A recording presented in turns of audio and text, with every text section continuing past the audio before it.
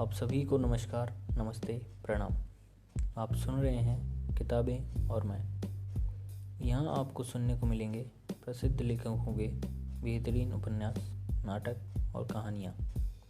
तो बने रहिए मेरे यानी लवेश कुमावत के साथ और सुनते रहिए किताबें और मैं। आज मैं आपको सुनाने जा रहा हूँ मुंशी प्रेमचंद की लिखी कहानी चोरी। हाय बचपन, तेरी याद नहीं भूलती। वह कच्चा टूटा घर, वह पुआल का बिछौना, वह नंग बदन, नंगे पांव खेतों में घूमना, आम के पेड़ों पर चढ़ना, सारी बातें आंखों के सामने फिर रही है।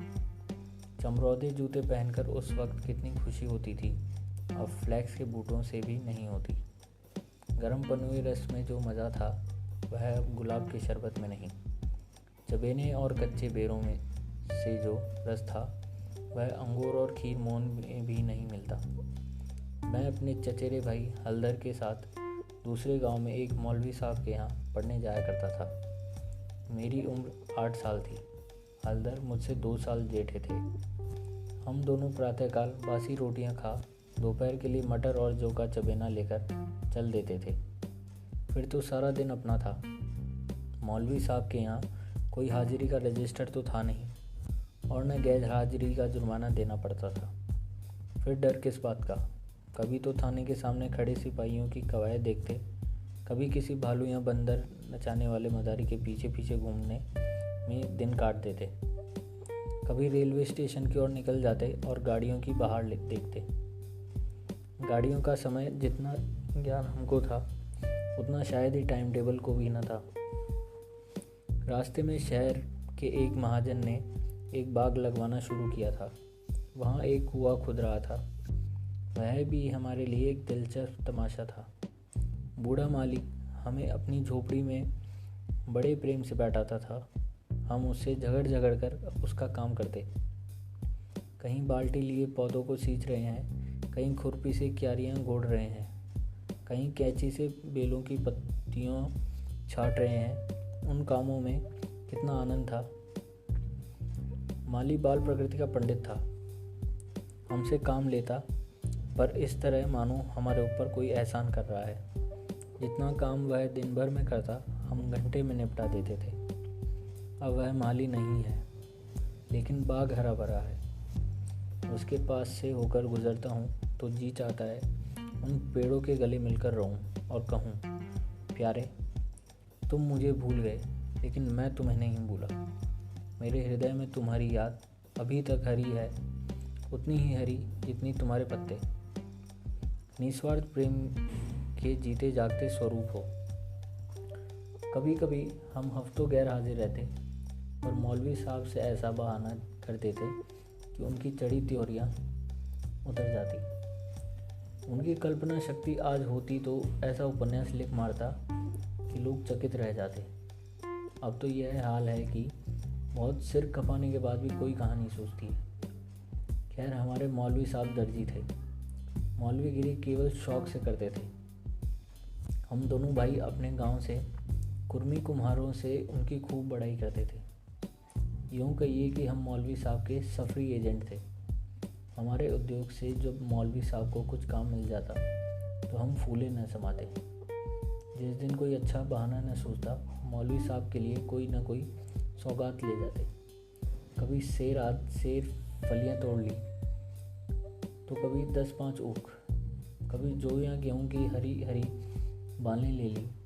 उन सौगातों को देखकर ही मौलवी साहब का क्रोध शांत हो जाता। पर जब इन चीज़ों की फसल न होती तो हम सजा से बचने का कोई और ही उपाय सोचते। मौलवी साहब को चिड़ियों का शौक था। मकतब में शामा, बुलबुल, दहियल और चंडुलों के पिंजरे लटके रहते थे। हमें सबक याद हो न हो, पर चिड़ियों को याद हो जाते थे। हमारे साथ ही वे पढ़ा करती थी।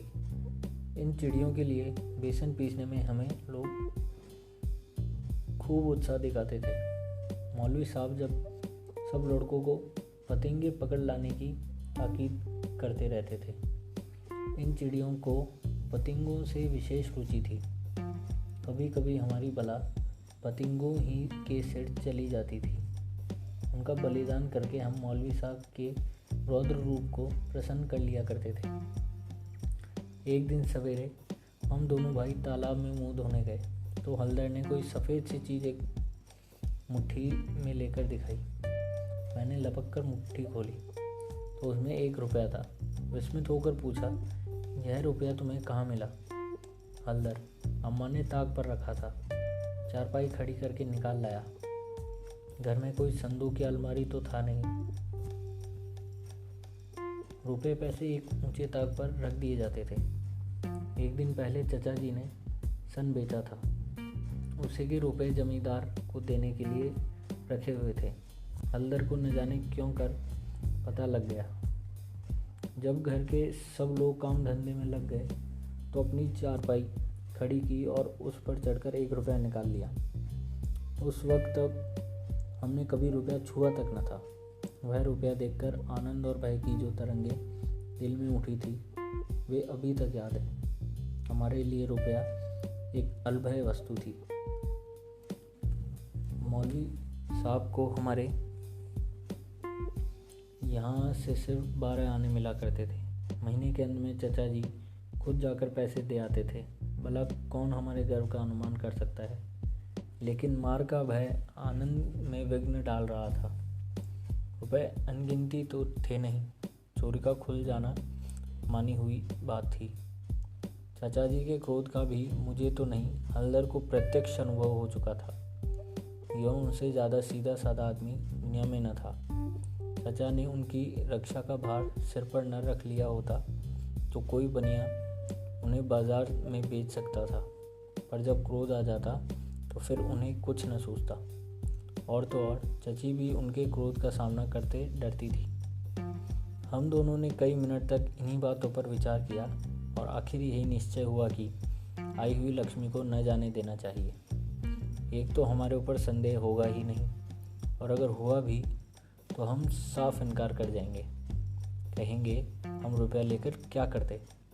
थोड़ा विचार करते तो यह निश्चय पलट जाता और वह विभत्स लीला न होती जो आगे चलकर हुई। उस समय हमने शांति से विचार करने की क्षमता ही न थी। मुंह हाथ धोकर हम दोनों घर आए और डरते डरते अंदर कदम रखा। अंदर कहीं इस वक्त तलाशी की नौबत आई तो भगवान ही मालिक है, लेकिन सब लोग अपना अपना काम कर रहे थे। कोई हमसे न बोला। हमने नाश्ता भी नहीं किया, चबेना भी न लिया।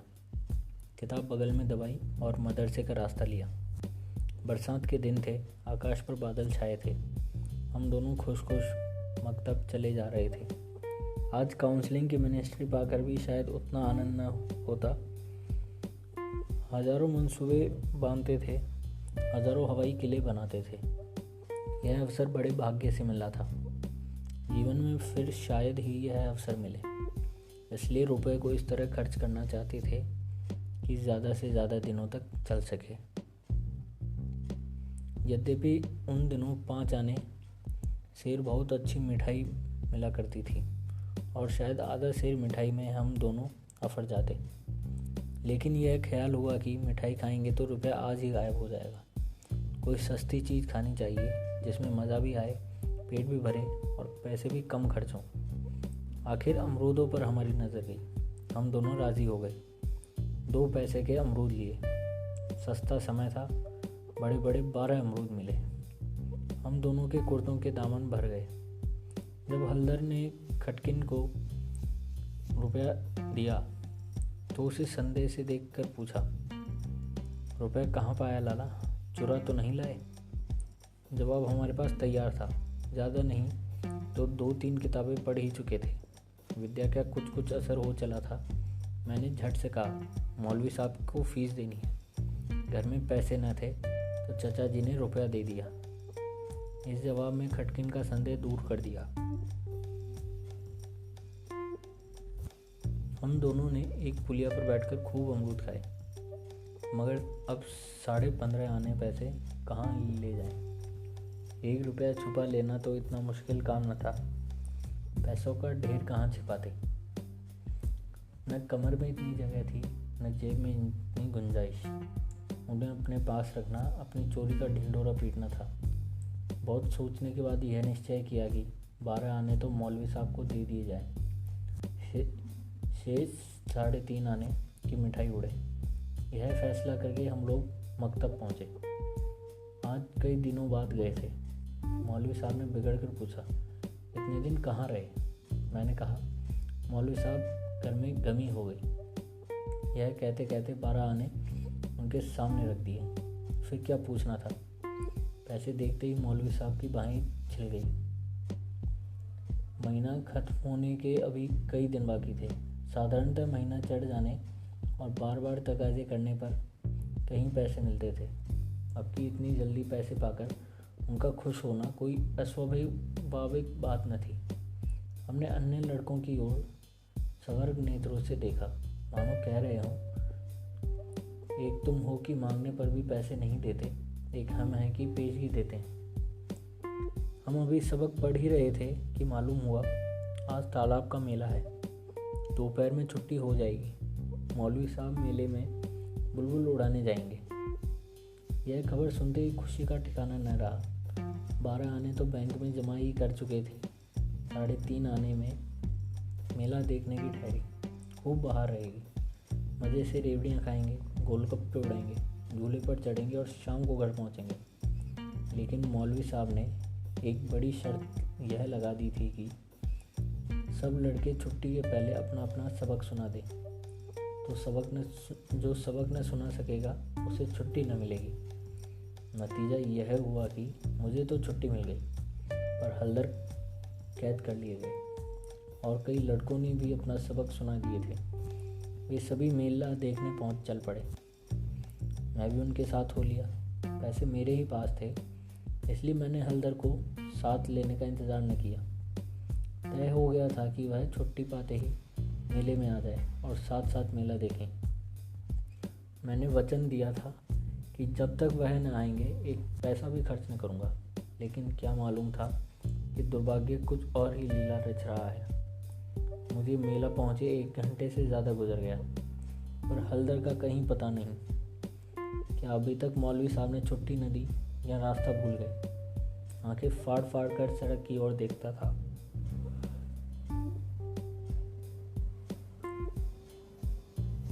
अकेले मेला देखने में जी भी नहीं लगता था। यह संशय भी हो रहा था कि कहीं चोरी खुल गई तो नहीं गई और चचा जी हल्दर को पकड़कर घर तो नहीं ले गए। आखिर जब शाम हो गई तो मैंने कुछ रेवड़ियाँ खाई और हल्दर के हिस्से के पैसे जेब में रखकर धीरे धीरे घर चला। रास्ते में ख्याल आया मकतब होता चलूँ, शायद हल्दर अभी वहीं हो, मगर वहाँ सन्नाटा था। हाँ, एक लड़का खेलता हुआ मिला। उसने मुझे देखते ही जोर से कहा मारा और बोला, बच्चा घर जाओ तो कैसी मार पड़ती है, तुम्हारे चचा आए थे, हल्दर को मारते मारते ले गए हैं चचा जी। ऐसा तान कर घूंसा मारा कि मियाँ हल्दर मुंह के बल गिर पड़े। यहाँ से घसीटते ले गए। तुमने मौलवी साहब की तनख्वाह दे दी थी, वह भी ले ली। अभी कोई बहाना सोच लो, नहीं तो बेभाव की पड़ेगी। मेरी सिट्टी पिट्टी भूल गई, बदन पर लहू सूख गया। वही हुआ जिसका मुझे शक हो रहा था। पैर मन भर के हो गए। घर की ओर एक एक कदम चलना मुश्किल हो गया। देवी देवताओं के जितने नाम याद थे सभी की मानता मानी। किसी को लड्डू, किसी को पेड़े, किसी को बतासे। गांव के पास पहुंचा तो गांव की डी का सुमरन किया, क्योंकि अपने हलके में डी ही इच्छा सर्वप्रधान होती है। यह सब किया, लेकिन ज्यों-ज्यों घर निकट आता दिल की धड़कन बढ़ती जाती थी, घटाएं उमड़ आती थी। मालूम होता था आसमान फट कर गिर ही जाएगा। देखता था लोग अपने अपने काम छोड़ छोड़ भागे जा रहे हैं। गोरू भी पूंछ उठाए घर की ओर उछलते कूदते चले जाते थे।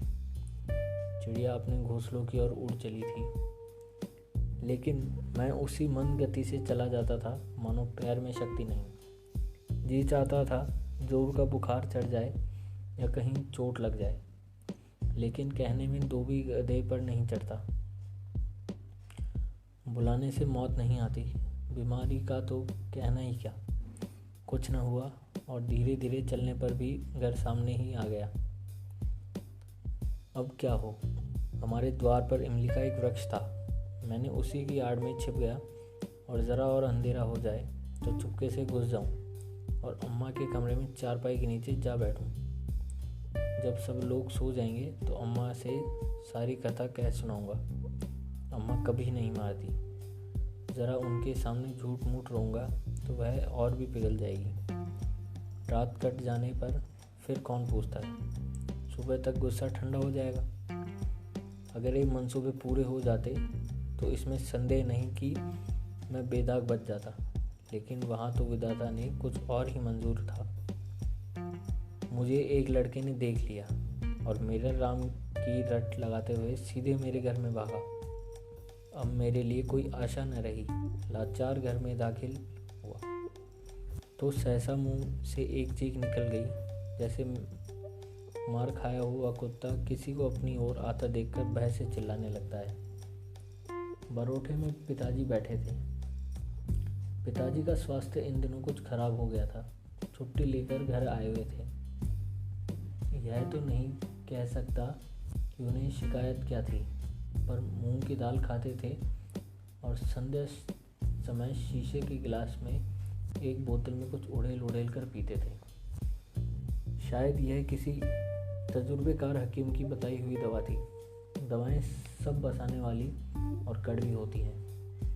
यह दवा भी बुरी ही थी, पर पिताजी न जाने क्यों इस दवा को खूब मजे ले लेकर पीते थे। हम जो दवा पीते हैं तो आंखें बंद करके एक ही घूंट में गटक जाते हैं, पर शायद इस दवा का असर धीरे धीरे पीने में ही होता है।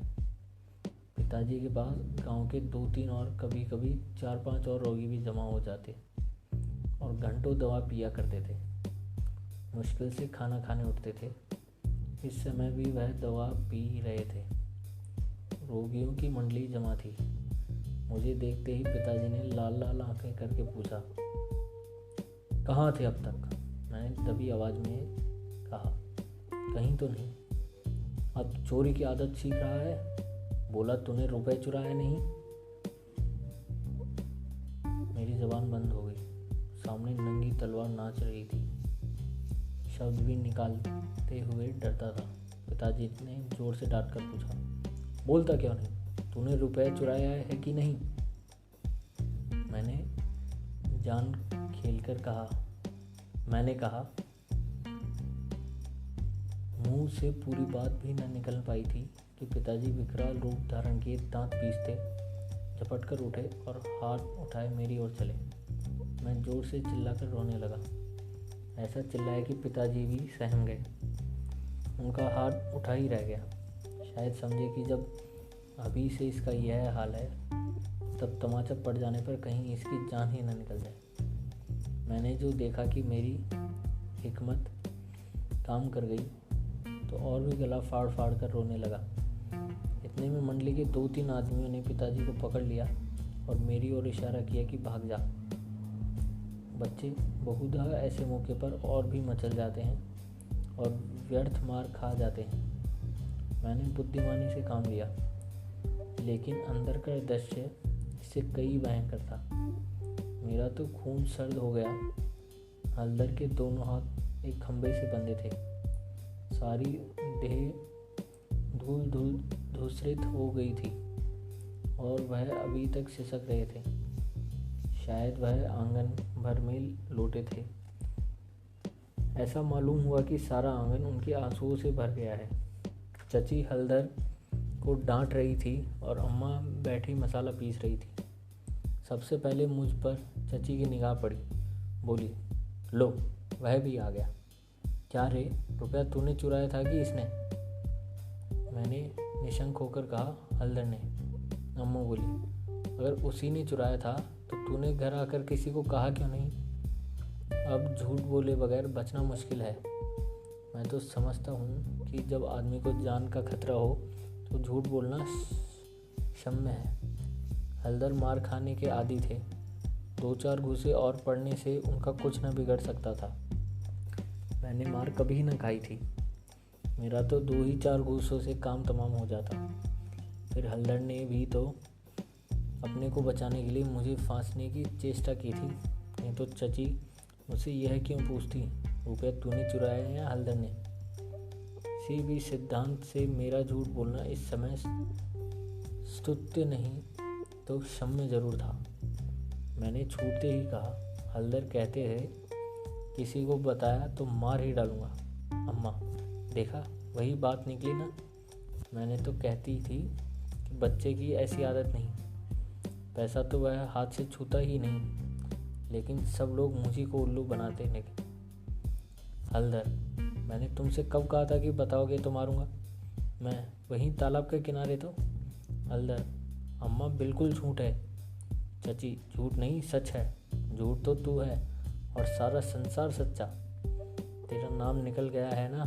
तेरा बाप नौकरी करता है, बाहर से रुपए कमा लाता। 4 आने उस भला आदमी कहते तो तू भी सच्चा होता। अब तो तू ही झूठा है। जिसके भाग में मिठाई लिखी थी उसने मिठाई खाई, तेरे भाग में तो लात खाना ही लिखा था। यह कहते हुए चची ने हल्दर को खोल दिया और हाथ पकड़कर भीतर ले गई। मेरे विषय में स्नेहपूर्ण आलोचना करते हुए अम्मा ने पासा पटक दिया था, नहीं तो अभी बेचारे पर न जाने कितनी मार पड़ती। मैंने अम्मा के पास बैठकर अपनी निर्दोषिता का राग खूब अलापा। मेरी सरल हृदय माता ने मुझे सत्य का अवतार समझती थी। उन्हें पूरा विश्वास हो गया कि सारा अपराध हल्दर का है। एक क्षण बाद मैं गुड़ चबेना लिए कोठरी से बाहर निकला। हल्दर भी उसी वक्त चिवड़ा खाते हुए बाहर निकले। हम दोनों साथ साथ बाहर आए और अपनी अपनी बीती सुनाने लगे। मेरी कथा सुखमय थी, हल्दर की दुखमय, पर अंत दोनों का एक था, गुड़ और चबेना। तो यह थी आज की कहानी। आशा करता हूँ आपको ये कहानी अच्छी लगी होगी। ऐसी और कहानियाँ सुनने के लिए सुनते रहिए किताबें और मैं। तब तक के लिए धन्यवाद।